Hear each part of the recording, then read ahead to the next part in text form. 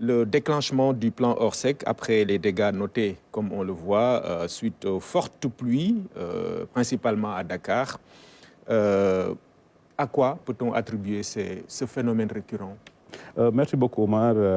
Laisse-moi rappeler que c'est toujours un plaisir, un immense plaisir que je viens dans cette maison où j'ai fait mes premiers pas dans le métier avec de grands messieurs comme Babacar Diagne, Mamoudou Malay Diop, avec de grands techniciens comme Malik Diop. Donc je profite de ce moment pour leur exprimer ma gratitude d'avoir connu à ma formation et les remercier. Ce que vous dites, les inondations, c'est aujourd'hui devenu un phénomène mondial. Mais par rapport à ce phénomène mondial, je pense que le Sénégal a un avantage comparatif parce que les inondations se déroulent principalement à Dakar. Et Dakar, c'est une presqu'île. Comme disait un de mes amis, pour le citer, Babacar Diop de Géor, qui est un grand expert en la matière, qui disait qu'à Dakar, on ne peut pas faire 8 km sans accéder directement à la mer. Et donc, je pense que c'est un problème d'aménagement, c'est un problème d'assainissement. Il faut que l'État s'y mette pour trouver une solution. Évidemment, c'est un sujet difficile parce que quand vous investissez dans l'assainissement, vous enterrez des choses. Donc, vous ne le voyez pas immédiatement. Mais quand on va comparer à l'année dernière, je pense qu'il y a eu des efforts substantiels qui ont été faits. Maintenant, c'est un débat intéressant. Souvent, les gens disent que c'est le pavage. Je donne souvent deux exemples. Dakar Plateau, 100% pavé et il n'y a aucune goutte d'eau. Et je donne l'autre exemple chez moi à Thiaroye-sur-Mer ou en banlieue à Guédiawaye, zéro pavage et toujours des inondations. Donc ce n'est pas le problème du pavage. Donc quand vous regardez bien, c'est le problème juste d'assainissement. Parce que quand vous voyez ce que j'appelle les villes coloniales, Dakar Plateau, Rufisque, l'île de Saint-Louis, il n'y a jamais d'inondation parce que c'est un problème d'assainissement. Les inondations concernent les villes et les bidonvilles que nous avons eues après l'indépendance, ce qui pose un problème manifeste d'assainissement et un problème d'urbanisme. Et je pense qu'il faudra que l'État s'y mette rapidement pour trouver une solution définitive. D'accord.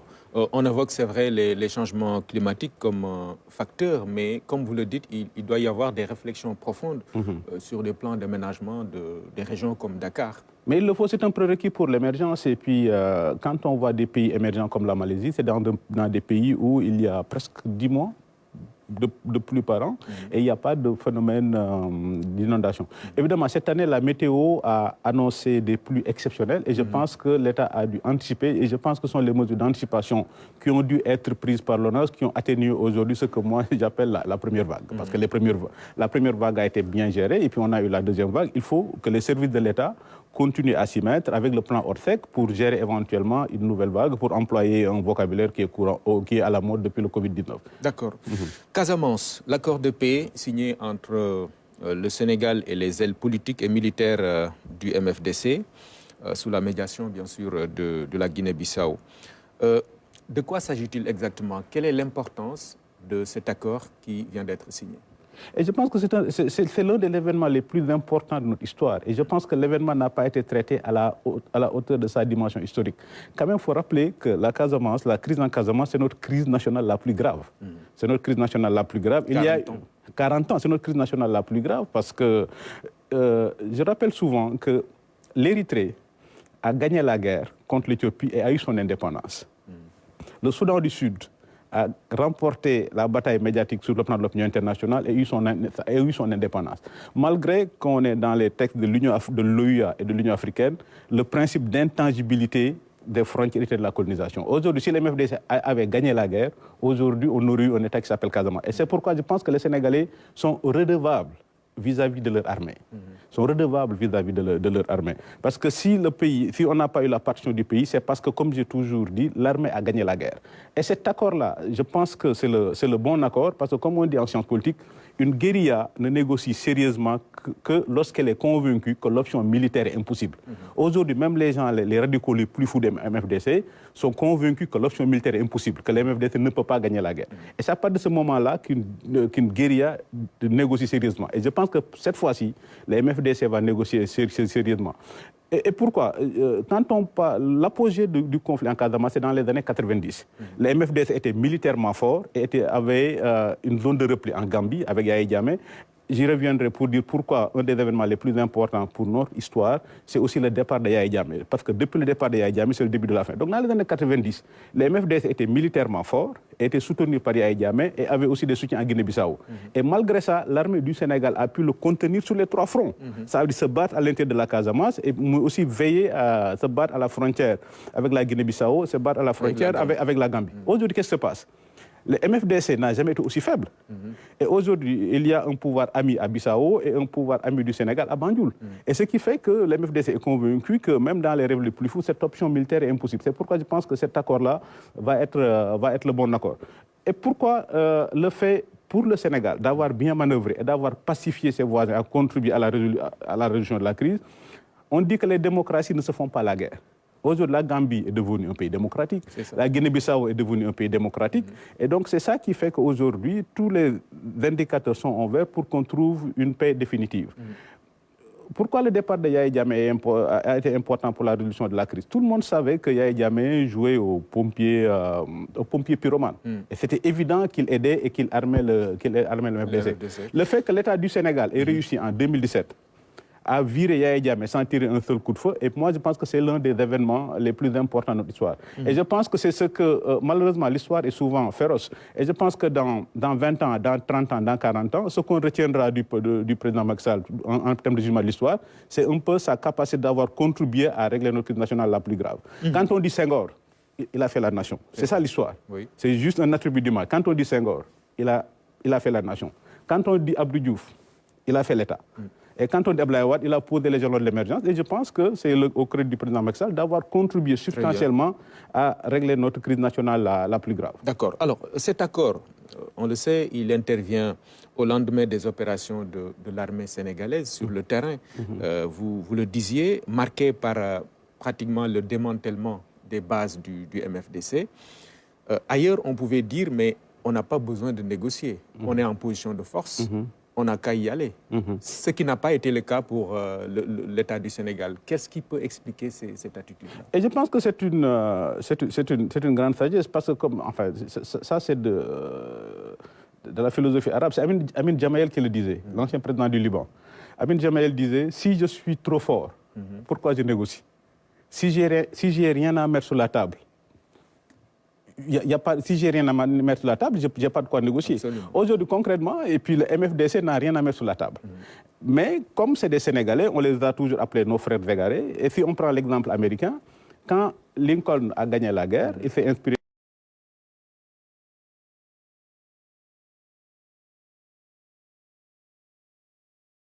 C'est un bon investissement pour l'avenir. Et je pense qu'aujourd'hui, le MFDC, concrètement, n'a rien à mettre sur la table. Si le Sénégal fait l'effort de négocier et de réconcilier, c'est un investissement dans l'avenir. Parce que comme on dit, il ne peut pas déménager, le Sénégal ne peut pas déménager, on le appelle nos frères égarés. Effectivement, c'est ça. Parce que le MFDC a apporté une mauvaise réponse à une vraie question. Et je pense aussi qu'il ne faut pas qu'on occulte la crise. Le MFDC a apporté une mauvaise réponse à une vraie question. La vraie question, c'était l'enclavement, les erreurs de l'administration. Mais aujourd'hui, je pense que l'État du Sénégal est en train d'apporter la bonne réponse à la vraie question. Ça veut dire militairement mettre la pression sur le MFDC pour qu'ils comprennent que c'est fini. Et deuxièmement, pacifier nos relations avec nos voisins pour que le MFDC n'ait plus de zone de repli. Mieux encore, comme je disais, la cause, c'était presque l'enclavement. Aujourd'hui, il est beaucoup plus facile d'aller dans la région de Ziguinchor que d'aller au Fouta, à Kédougou ou d'aller à Matam. Aujourd'hui, quand on voit concrètement, la région de Ziguinchor est la seule région du Sénégal qui a 2 aéroports, l'aéroport de Cap Skirring, l'aéroport de Ziguinchor et un port international. Et en plus de cela, comme je disais, pourquoi c'était important de faire partir Yahya Jammeh? Et l'État du Sénégal a réussi à mettre un pont sur le port Farfenni. Ce qui fait qu'aujourd'hui, l'une des régions les plus accessibles, c'est la Casamance. Plus la Casamance se rapproche, plus l'idée indépendantiste devient anachronique. D'accord. Le désenclavement est donc réglé au triple plan terrestre, maritime. Et non, aujourd'hui, comme j'ajoute que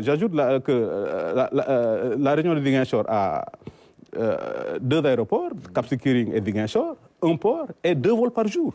Et 3 bateaux, Agen, Djambogne et Aline Sitoé Diatta. Et c'est ça que, comme je dis, maintenant, l'État est en train d'apporter la bonne réponse à la vraie question. avant la crise, nous tous on a appris à l'école primaire que le Sénégal, ça c'est du Senghor, nation une et indivisible. Aujourd'hui, la crise nous a permis de repenser le contrat social sénégalais. Aujourd'hui, tous les Sénégalais sont convaincus que la nation est plurielle mais indivisible. Et l'administration est devenue beaucoup plus prudente. Moi, je vais souvent à Ziguinchor et quand on voit l'administration territoriale sur place, aujourd'hui c'est devenu une référence. Je les taquine souvent en le disant, vous êtes passé de FEDERB, c'est-à-dire une administration napoléonienne qui regarde les populations, à Lévi-Strauss. Ça veut dire que vous avez des administrations civiles qui essaient de comprendre la psychologie des populations, les problèmes des populations, pour se faire l'avocat de ces populations au niveau du pouvoir. Et je pense que c'est autant de choses qui ont poussé à avoir eu cette situation. Mais ce qui est déterminant, c'est que l'armée a mis la pression qui fait qu'aujourd'hui, le MFDC est convaincu que l'option militaire n'est même plus un rêve, c'est une illusion. C'est une utopie. Alors, l'accord est paraphé par César Atoute-Badiate au nom des ailes politiques et militaires unifiées. Mais il y a un autre élément dans le dispositif MFDC qu'on appelle Salif Sadio, qui a subi les revers de ces opérations militaires récemment menées par les armées sénégalaises. Et est-ce qu'on a la garantie aujourd'hui que cette dynamique unitaire du MFDC est réglée? Parce que aussi c'est un élément important dans les négociations. Mais ça, la dynamique unitaire du MFDC, moi j'y crois pas trop, parce que aussi l'administration coloniale avait connu la même erreur. En termes de sociologie, les sociétés du Sud sont des sociétés ironiques, ça veut dire les sociétés relativement indépendantes les uns des autres. Et c'est pourquoi l'administration, même l'administration coloniale, a eu beaucoup de problèmes avec la pacification de la Casamance. Moi, ce auquel je crois, c'est qu'aujourd'hui, l'État doit prendre les dispositions pour restaurer de fait l'autorité de l'État partout.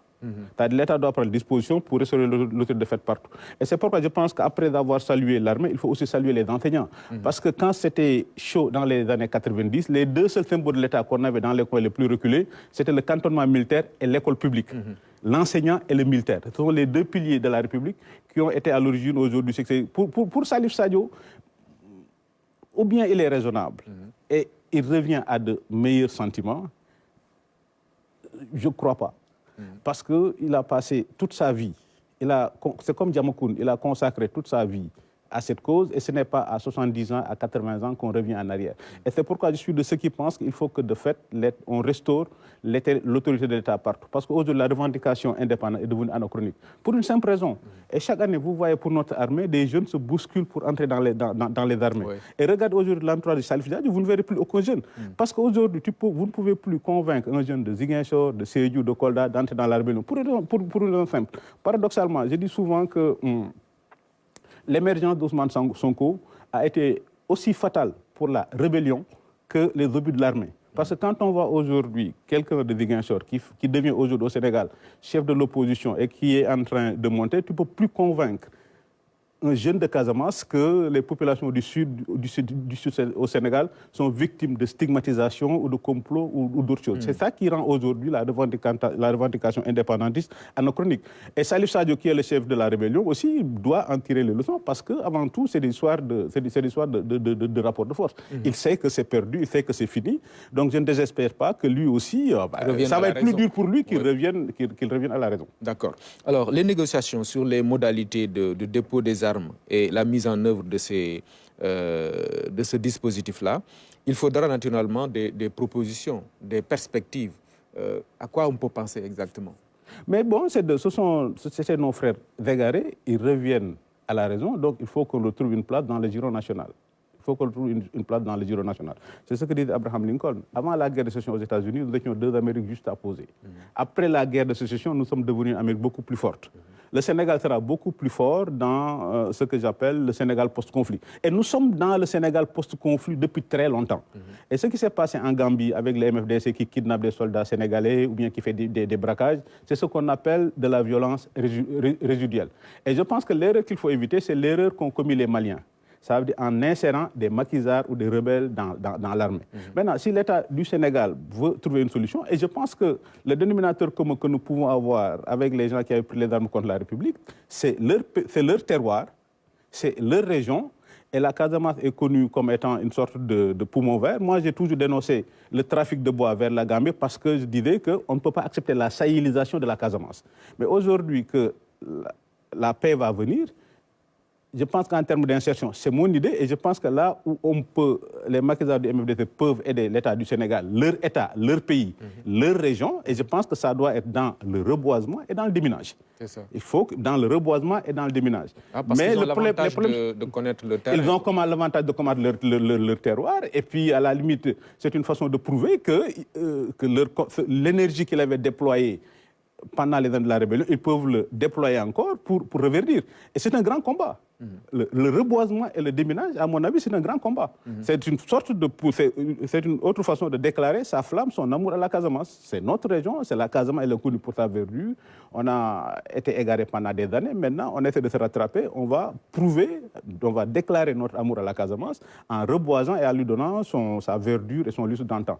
Donc, déminage, l'État peut essayer de les réinsérer dans le déminage et dans le reboisement. Mais je ne pense pas qu'il ne faut pas commettre l'erreur même d'y penser, de dire on va essayer de les insérer dans les forces de sécurité et de défense. On a vu ce que ça a donné dans d'autres pays, Mali et dans d'autres pays qui ont été victimes à des trucs de rébellion. D'accord. Alors, la Guinée-Bissau, pays garant, on pouvait peut-être avoir des doutes dans d'autres circonstances, quand on a connu d'autres régimes à l'époque. Mais aujourd'hui, avec la proximité qu'il y a entre le président Mbalo et le président Macky Sall, on peut espérer que cette fois, c'est... Non, cette fois, c'est bon, parce que la Guinée-Bissau, c'est pourquoi, et puis comme on dit, les démocraties ne font pas la guerre. Les démocraties préfèrent faire du business. Regardez le modèle de l'Union européenne, qui est un modèle de l'Union européenne, qui est un modèle très intéressant. L'Europe, c'est le continent de la Première Guerre mondiale, c'est le continent de la Deuxième Guerre mondiale, c'est le continent de la guerre des 100 ans, de la guerre des 30 ans, la guerre des 7 ans. L'Europe est le continent de la guerre. Depuis 1945, les Européens ont eu une idée très sage, De Gaulle et Adenauer, de remplacer le business par la guerre comme mode de régulation.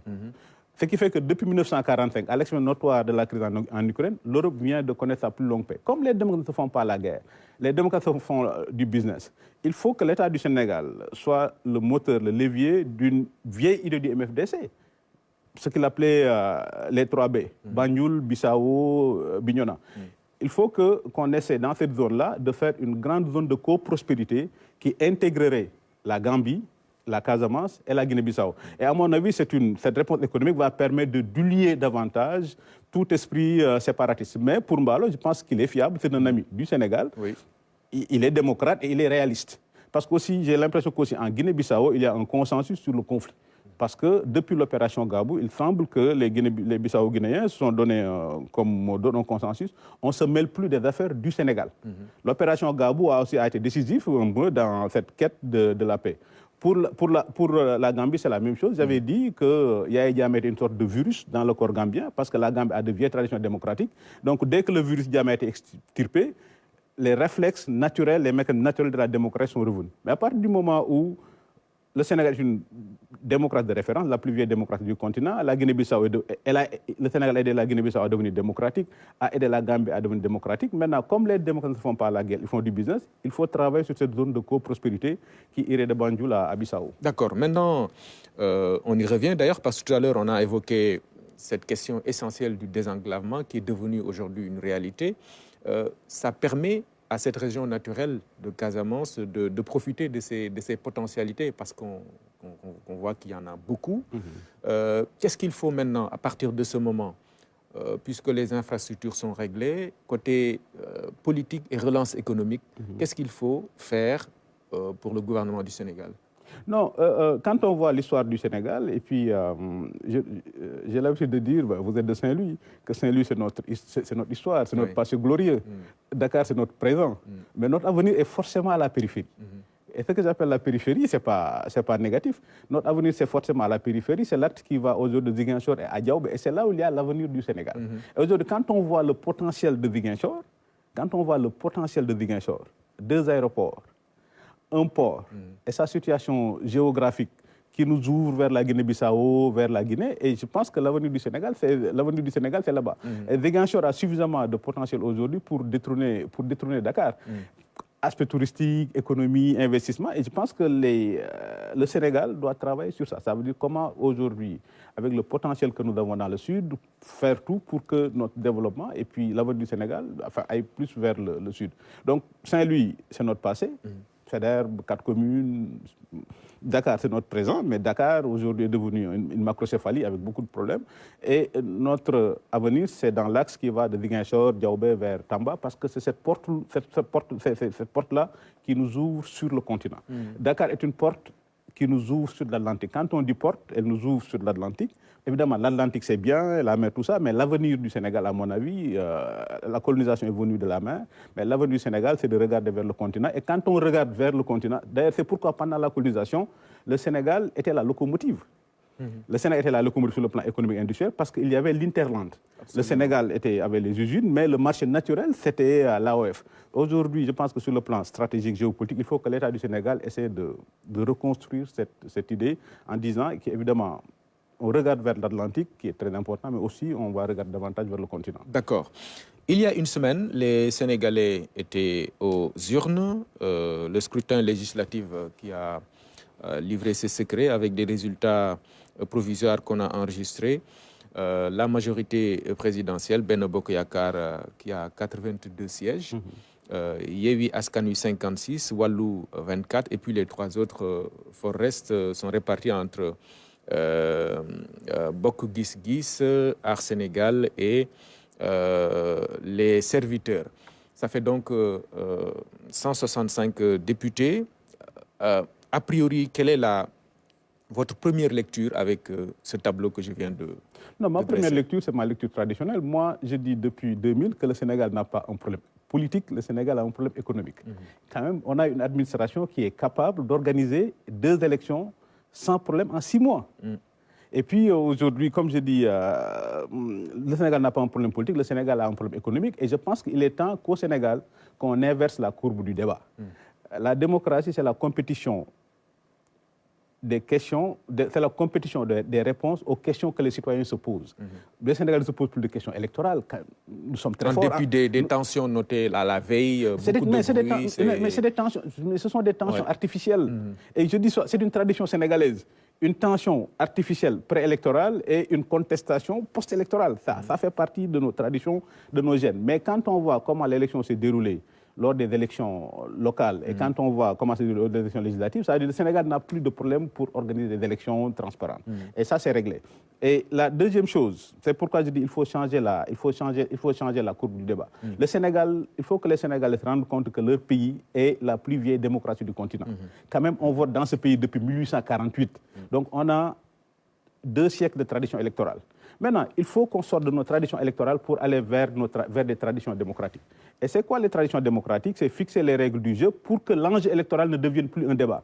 Nous avons été à des législatives, mais le débat principal dans ce pays, depuis 1983, c'est un débat électoral. Le fichier électoral. Le fichier électoral, transparent, et le Sénégal a dépassé ça. Et c'est ça qui explique le grand paradoxe qu'il y a entre le calme des électeurs et l'agitation politicienne. Absolument. Et chaque fois qu'on va aux élections, les hommes politiques donnent l'impression que le pays va aller vers la guerre civile. Et le jour des élections, le peuple souverain, de façon calme, fait passer le message dans les urnes. Et c'est ça la démocratie. La démocratie... Ça fait dire à certains d'ailleurs que l'électeur sénégalais est plus intelligent que les politiques. Non, mais c'est pourquoi je parle de tension artificielle. C'est quoi la démocratie? Les 2 piliers de la démocratie, c'est le droit et les urnes. Ce sont les 2 seuls arbitres. Et je me réjouis de ça, parce que quand on observe bien, depuis les locales, nous assistons de plus en plus à une judiciarisation des conflits électoraux et politiques. C'est ça la démocratie. C'est ça la démocratie. C'est ça l'état de droit. Mais aussi, il faut rappeler que l'état de droit, c'est que l'État est soumis au droit, mais aussi l'opposition est soumise au droit. Et c'est pourquoi, à partir du moment où on a réglé la question électorale, on sait faire des élections, il faut que le Sénégal atteigne un autre seuil. Et c'est quoi un autre seuil? C'est un peu la jouissance de la sphère privée. Que quand on ira aux prochaines élections, que le débat devienne beaucoup plus économique, comme je dis souvent, on a le terrorisme à nos frontières. On a le terrorisme à nos frontières, ça n'intéresse personne. Le Sénégal vient de signer un accord avec l'MFDC qui a été notre crise nationale la plus grave. Il n'y a pas de débat. Il n'y a jamais eu de débat sur la Casamance. Il y a eu 40 ans de conflit en Casamance. Vous n'avez jamais entendu les oppositions ou les majorités que nous avons dans ce pays depuis très longtemps débattre sur la Casamance. On ne pose pas les débats essentiels, quoi. Mais l'école publique, l'enseignement supérieur, l'éducation nationale, la santé, il n'y a jamais de débat. Le seul débat que nous avons dans ce pays, c'est le code électoral. Et puis, évidemment, quand ça concerne les modes d'accession au pouvoir, vous savez la position de l'opposition, vous savez la position de la majorité. Mais sur d'autres questions essentielles, par exemple, aujourd'hui, il serait bon qu'on sache le point de vue de tous les partis politiques sur les questions du terrorisme. Les djihadistes, on a parlé il y a cela 10 ans, ils étaient à Kidal. Ils sont venus vers Mopti. Il fallait les contenir à Mopti pour ne pas avoir à les combattre à Kaï. Aujourd'hui, les djihadistes ont attaqué Kati. Et Kati, c'est sur la route entre Bamako et Kaï. Donc les djihadistes sont presque à nos frontières. Donc il serait bon aujourd'hui qu'on ait un débat sur la question pour qu'on sache qui fait quoi. Est-ce qu'il faut un consensus national sur la question? Regarde sur la Casamance, il n'y a jamais de débat. Sur l'école publique, sur l'enseignement supérieur, sur la position du Sénégal dans le monde, il n'y a jamais de débat. Il faut qu'on sorte de cette démocratie de gladiateurs. Il faut qu'on soit dans cette démocratie de gladiateurs pour être dans une démocratie où les gens, ce serait une aristocratie d'orateurs et une aristocratie des gens qui vont compétir pour proposer des solutions. D'accord. Alors, du moment que, là on en vient au tableau, hein, à l'analyse carrément des résultats, du moment que la majorité absolue n'est pas réglée, évidemment, la coalition au pouvoir devra manœuvrer pour avoir cette possibilité de voter des lois et de dérouler à l'Assemblée nationale. Ici, quelle peut être la solution de votre point de vue? Non, mais ce qui est intéressant, je pense qu'il faut dire un mot sur ce qu'on appelle la cohabitation. Évidemment, c'est un concept intéressant. Mais il faut que les Sénégalais se rendent compte que nous, on a eu une cohabitation à la sénégalaise au début de l'indépendance. Même si Dia et Senghor étaient dans le même parti, c'est une sorte de cohabitation parce qu'il y avait un conflit entre les deux têtes de l'exécutif. Ce qu'on appelle cohabitation en France, c'est quand il y a le président de la République et le Premier ministre ne sont pas du même bord. Et entre Dia et Senghor, c'était une sorte, même s'ils étaient du même parti, c'est une sorte de cohabitation à la sénégalaise. On a vu ce que ça a donné. La jeune République du Sénégal a failli être emportée par cette crise, cette dualité que nous avons eue entre Dia et Senghor. On a eu aussi cette offre de dualité entre Wade et Idriss Seck dans les années 2000. Ce qui se passe, c'est que comme le Sénégal est une grande démocratie, et les grandes démocraties sont dans une sorte d'ère post-soviétique. Les scores soviétiques, et je pense que la dernière législature que nous avons eue sortante est la dernière législature qui va avoir des scores, soviétiques. Avec cette majorité, et puis je pense que c'est ça qui est naturel. Discuter, débattre. Il faut rappeler aussi qu'il n'y a pas de mandat impératif. Aujourd'hui, Emmanuel Macron, qui a une majorité relative en France, pour faire passer la loi sur le pouvoir d'achat, il est parti discuter avec la droite qui sont beaucoup plus sensibles sur les questions économiques, sur les questions de pouvoir d'achat, sur les pouvoirs d'investissement.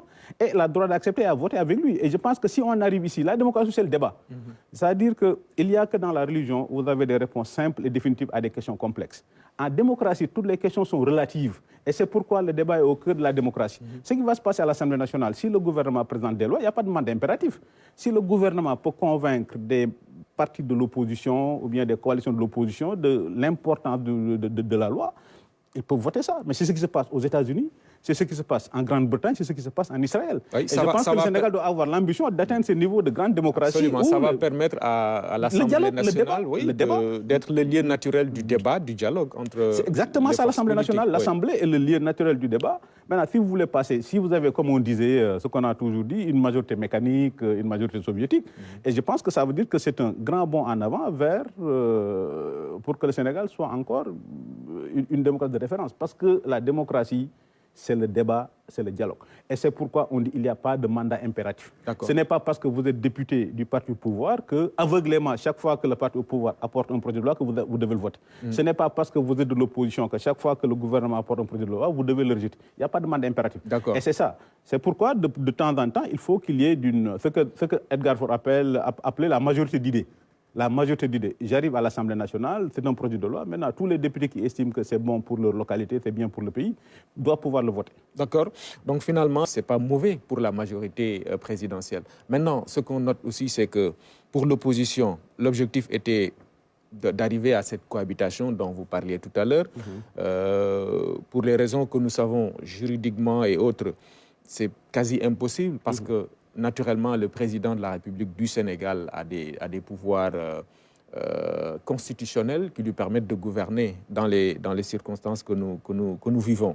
Mais peut-être d'un point de vue politique, si l'opposition tient à ce bras de fer-là, on peut arriver quand même à des problèmes là-bas, non? Moi, je pense que l'idée de cohabitation est une idée de génie de l'opposition, parce que ça a permis de mobiliser électoralement. C'est ça. C'est une idée de génie de l'opposition qui a permis de mobiliser électoralement. Le fait de battre campagne et de battre campagne et de faire voter. Il faut rappeler que même en France, la Constitution de la Ve République, la Constitution de De Gaulle ne prévoit pas la cohabitation. La cohabitation est un accident de l'histoire pour deux raisons. Parce que Pompidou est mort en cours de mandat. Et ce qui fait qu'il y a eu décalage du calendrier électoral. Et la deuxième chose, en 88, la droite a gagné, il a fallu s'adapter. Oui. Il a fallu s'adapter et il a fallu s'adapter. On a vu, c'était très compliqué. C'est au bout de la troisième cohabitation que ça a commencé à fonctionner. En France, on peut en parler parce qu'en France, c'est le Premier ministre qui définit la politique de la nation. Mais ici au Sénégal, c'est le président de la République qui définit la politique de la nation. Parce que quand vous voyez le système politique français, il y a des éléments de système présidentiel, mais aussi c'est surtout un régime parlementaire. Alors que nous, dans notre pays, nous avons un régime présidentiel. Et c'est pourquoi Senghor a mis le régime présidentiel. C'est pourquoi je reviens toujours au 62. Oui. C'est à la suite de la crise. Ce que nous vivons actuellement au Sénégal, ce sont les contre-coups du traumatisme de 1962. C'est après 1962 que Senghor en a arrivé à la conclusion que pour un pays qui veut se construire, qui veut aller au développement, le système parlementaire n'est pas un bon système. Et c'est pourquoi Senghor a instauré un système présidentiel. C'est parce que nous sommes dans un système présidentiel que le président de la République définit la politique de la nation, c'est que le président de la République a un pouvoir de dissolution sur l'Assemblée nationale. Et jusqu'à présent, nous sommes encore dans ce régime présidentiel parce que le régime parlementaire est un régime d'assemblée et c'est un régime instable. Il faut juste rappeler que même la France a renoncé au régime parlementaire en 1958 et le Sénégal a attendu 1962 après la crise de 1962 pour renoncer au régime parlementaire. Parce que Senghor voulait le régime parlementaire, mais après, il a vu que nous étions un pays jeune, avec des institutions fragiles, et il fallait bâtir des institutions solides, et on ne pouvait pas le faire dans le cadre d'un régime parlementaire. Et je suis de ceux qui pensent que jusqu'à présent, nous avons encore besoin, vu l'immensité des défis que nous devons relever, je suis de ceux qui pensent que nous avons encore besoin d'un régime présidentiel. D'accord. Mais on est obligé de faire de l'analyse quand même. Hein? Par exemple, sur l'avenir de la coalition électorale qu'on a vue, Yewwi Wallu. Bon, ils ont parlé d'intercoalition, ce que rejette la majorité. Parce qu'évidemment, c'est vrai, juridiquement, bon, ça fait deux coalitions. Mais est-ce qu'on peut s'arrêter un peu sur l'avenir? Est-ce que les intérêts de la coalition politique qui a cherché à avoir des voix lors de la campagne, est-ce que les mêmes réalités peuvent être visibles à l'Assemblée? Mais bien sûr que non. Je vais vous donner une réponse de communiste. Oui. Je vais vous donner une réponse de communiste. Pour les élections législatives, Macky Sall était la contradiction principale. C'est ça. Donc on se met ensemble pour régler la contradiction principale, mais après les contradictions secondaires apparaissent. Et les contradictions secondaires sont apparues le jour même du scrutin. Et j'ai suivi récemment dans la presse, Mamadou Lamine Thiam précisait que, contrairement à ce qu'on a dit, le PDS a 2 députés. C'est ça. De plus, parce qu'il y a 2 personnes qui ont été investies, ce sont des députés du PDS. Qui ne sont pas des députés de Yewwi, quoi. Mais bien sûr, naturellement, les contradictions secondaires vont apparaître. Et même dans la communication post-élection, et puis c'est là où on voit. Parce que depuis dimanche, on voit que Yewwi communique de son côté, Wallu communique de son côté. C'est normal. C'est ça aussi la démocratie, c'est ça les enjeux politiques. Ça veut dire qu'on se met par affinité. À l'Assemblée nationale, il va peut-être y avoir la même chose. Les gens vont se mettre par affinité. Et d'où, comme je dis, l'évolution. C'est un seuil de démocratisation que le Sénégal va atteindre. Ces négociations vont avoir aussi lieu à l'Assemblée nationale. Et puis évidemment, ça va se faire sur des questions de rapport de force. Aujourd'hui, Abdoulaye Wade, comme je dis souvent, il faut lui rendre hommage. Les 2 piliers de ce qu'on appelle l'exception sénégalaise, c'est Abdoulaye Wade et le président Léopold Sédar Senghor. Les 2 piliers de l'exception sénégalaise. Senghor, pour n'avoir pas cédé au parti unique qui était à la mode. Abdoulaye Wade, pour avoir accepté l'opposition légale pendant 26 ans. Il reste quand même une réalité politique, oui. Mais il revient au centre du jeu. À l'Assemblée nationale, ça va se faire aussi par affinité. Wallu a ses intérêts, Wallu a son agenda, Yewwi a ses intérêts à son agenda, Benno Bokk a son intérêt à son agenda. Et c'est là où les négociations politiques vont se faire. Les négociations préélectorales qui sont faites pour dire Macky Sall est la contradiction principale, on se met tous ensemble. À l'Assemblée nationale, ça va être d'autres formes de négociation. Ça va être d'autres formes de négociation. Benno Bokk Yakaar a son agenda, Wallu a son agenda, ça dépendra des circonstances et des négociations. Mais vous parliez d'affinité. Aujourd'hui, on sait qu'il y a certains acteurs politiques qui tiennent au maintien de ce qu'on appelle la famille libérale, Wallou étant de cette famille. Est-ce qu'on peut voir, posons la question carrément, Wallou voilà, jouer le jeu de la majorité présidentielle? Non, la reconstruction de la famille libérale, c'est un emballage politique. Ça dépendra des négociations et des intérêts malgré la volonté de réunification de la famille libérale.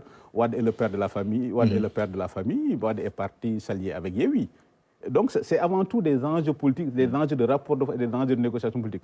Maintenant, quand les négociations politiques seront terminées, peut-être quand Wade et Macky auront trouvé une solution dans le cadre d'une alliance politique, et c'est comme ça maintenant pour le présenter, et puis qu'on va parler de réunification de la famille libérale. C'est ça.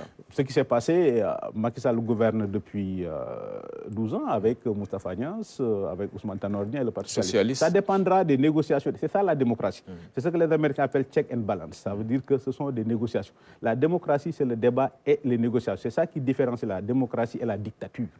La démocratie, c'est une forme de négociation permanente vers des enjeux de pouvoir. Donc, en définitive, pour obtenir cette majorité absolue, la coalition présidentielle va manœuvrer à l'Assemblée nationale, négocier. Il leur manque un seul député. Maintenant, comme je dis, ça dépendra. Ou bien il va y avoir une solution structurelle. Un des députés qui ont été élus avec le plus fort reste vont rejoindre la coalition Ben Bokk Yakaar, ou bien le président Wade va négocier avec Macky Sall, ou bien les gens de Yewwi vont réussir à reformer la coalition électorale qu'il avait pour les législatives, vont le reconstruire à l'Assemblée. Et c'est ça aujourd'hui qui fait l'intérêt de notre démocratie. C'est bien pour le pays qu'on sorte des majorités soviétiques. Parce que quand vous avez des majorités soviétiques, quand vous avez des majorités mécaniques, il n'y a pas de débat à l'Assemblée. L'une des démocraties de référence dans le monde, c'est Israël. Et Israël, il n'y a jamais presque de majorité absolue, c'est toujours des majorités relatives. On négocie, on forme des gouvernements de coalition. C'est le même pays. C'est le même pays, et si chacun est motivé par l'intérêt du pays, rien n'empêche de discuter. Donc ça fait du bien pour la démocratie. Pour la démocratie, c'est pourquoi je dis qu'Abdoulaye Wade est un des poumons de la démocratie.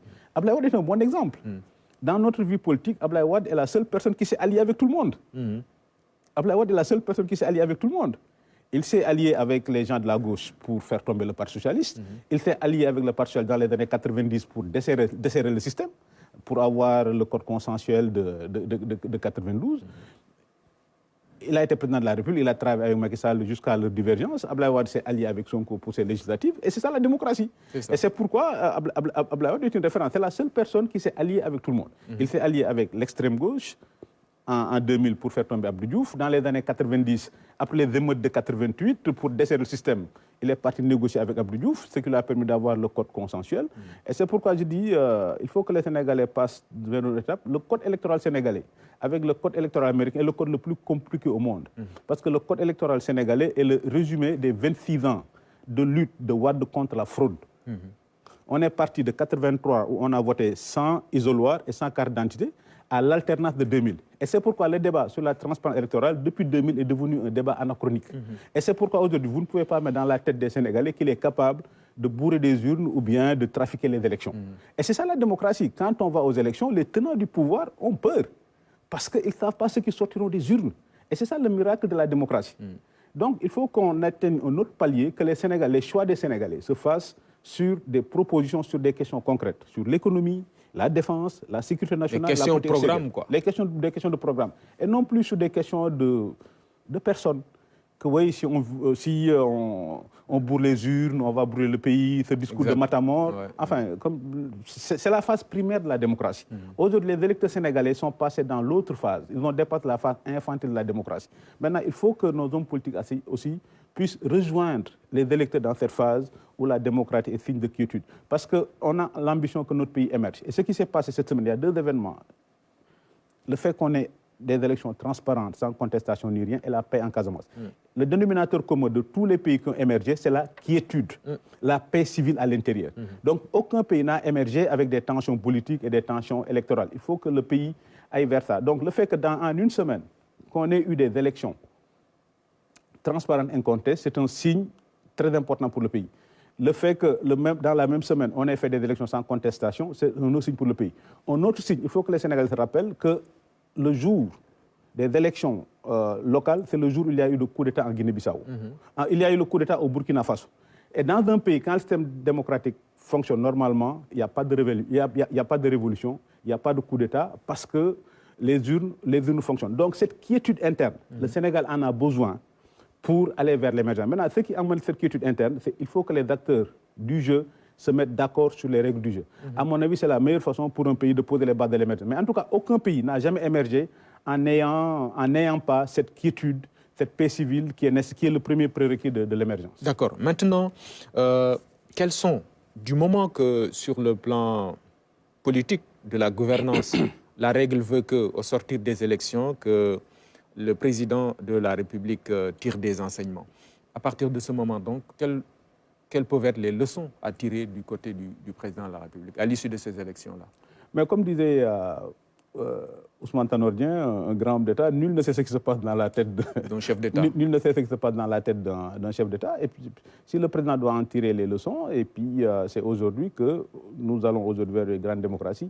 Et les grandes démocraties, ce sont des démocraties de majorité relative. Et quand on dit de majorité relative, ça veut dire que nous devons être aujourd'hui dans une démocratie post-soviétique. Ça veut dire que négocier et éventuellement mettre tout le monde au travail, des gouvernements mettre tout le monde au travail dans le cadre de gouvernement de coalition. Et à mon avis, c'est le principal enseignement. Le principal enseignement qu'on peut tirer de ces élections et que le monde en a tiré, c'est que le Sénégal reste une très grande démocratie. Et c'est quoi une très grande démocratie? Ce que nous avons eu, discuter un député, il va avoir un député. Dans d'autres démocraties africaines, on sait ce qui se passe. Et c'est ça la différence entre les grandes démocraties et les autres démocraties. Dans une grande démocratie, l'élection est un mécanisme de remise en jeu du pouvoir. L'élection est un mécanisme de remise en jeu du pouvoir. Dans les dictatures, dans les autres démocraties, l'élection est un simple mécanisme de relégitimation du pouvoir en place. On ne fait pas des élections pour les perdre.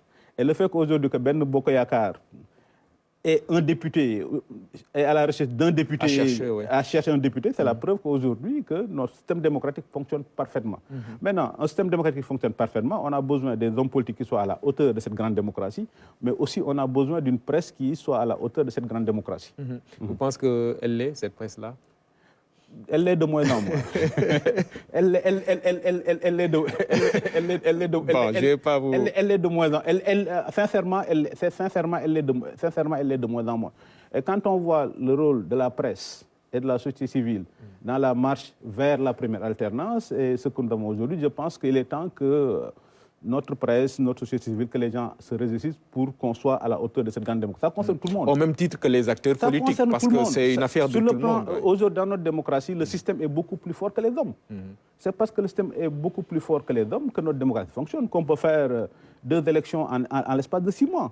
Donc, on a la logistique, on a le système. Maintenant, il faut que les acteurs, que chacun, en ce qui le concerne, les hommes politiques, la société civile, les médias, que chacun, en ce qui le concerne, se hisse au niveau de notre démocratie. Parce que regardez la presse mondiale, comment ce que la presse mondiale a dit de la démocratie du Sénégal. Le Sénégal reste une démocratie de référence. Nous sommes la privée démocratie, il faut qu'on tienne notre rang. Maintenant, tenir notre rang, c'est sortir de la phase infantile de la démocratie pour aller vers l'autre phase. Nous avons été l'exception démocratique, il faut qu'on ait l'ambition d'être l'exception économique. Maintenant, pour qu'on soit l'exception économique, il faut qu'il y ait un débat. Et à mon avis, le débat est le parent pauvre de notre démocratie. Le débat est le parent pauvre de notre démocratie. Vous avez des questions fondamentales, vous avez des questions centrales, vous avez des questions vitales pour le pays. Quand quelqu'un aspire à diriger le pays, on doit au moins savoir ce qu'il pense de ces grandes questions. Ce qu'il propose, et naturellement, puisqu'on est en démocratie, il doit y avoir des contre-propositions qu'on doit noter. Merci en tout cas. C'est moi qui vous remercie. Yoro Dia, journaliste politologue, avec plaisir, nous le recevions sur cette émission. Merci, mesdames, messieurs, à vous aussi d'avoir suivi. On se donne rendez-vous dimanche prochain.